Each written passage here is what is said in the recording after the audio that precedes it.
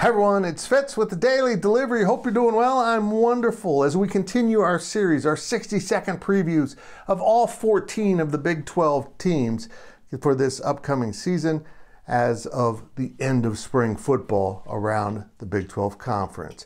Yesterday we talked about the two B schools, Baylor and BYU, and what they bring to the table. And today we're going to talk about two more. You saw who they were with the front page image. Let's get going, though, with this reminder that you need to subscribe to this YouTube channel. Please do that. It helps us out quite a bit. We like reaching all of the Big 12 fans. Yeah, we do mostly K-State content, but we do a lot of Big 12 stuff, too. Thumbs up, comments, both help us quite a bit.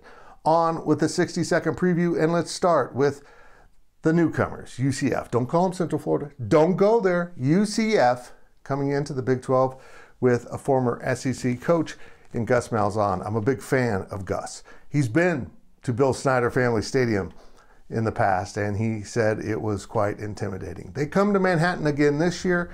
We'll see how that plays out. But with John Reese Plumlee at quarterback for UCF, I think the Knights are in pretty good hands. Now, they beefed up the offensive line. They got hit by graduation. They brought in some competition at quarterback to make sure their best is on the field. And we'll see how it plays out, but I think the Knights will be the best of the newbies in this conference. Now let's turn our attention to the University of Kansas, which had an incredible football season last year that kind of faded at the end. And it faded for two reasons. Predominantly the fact that Jalen Daniels, their star quarterback, got injured. They got to keep him upright, got to keep him healthy, and maybe put him in a little bit less peril running the ball this year, but that's also part of his magic. It's going to be tough to balance that out. But also KU's defense just gave up way too many points last year. They had to win shootouts, and sometimes they didn't do that. And that was even more clear in losing the bowl game to Arkansas in an incredible football game. A lot of offense, but not quite enough for Kansas. I think if KU's defense gets a little bit better and Jalen Daniels stays healthy, what I've picked for these two teams might end up being the complete opposites of what happens here.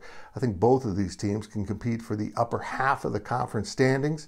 And right now, I've got Central Florida, UCF, on the upper hand of that. But with Jalen Daniels in town, KU can be competitive. And I'm also a huge believer in what Lance Leipold is doing in Lawrence. And if he can take another incremental step forward, get over the hump with a winning season, I think KU football could be problems for this conference for many years to come.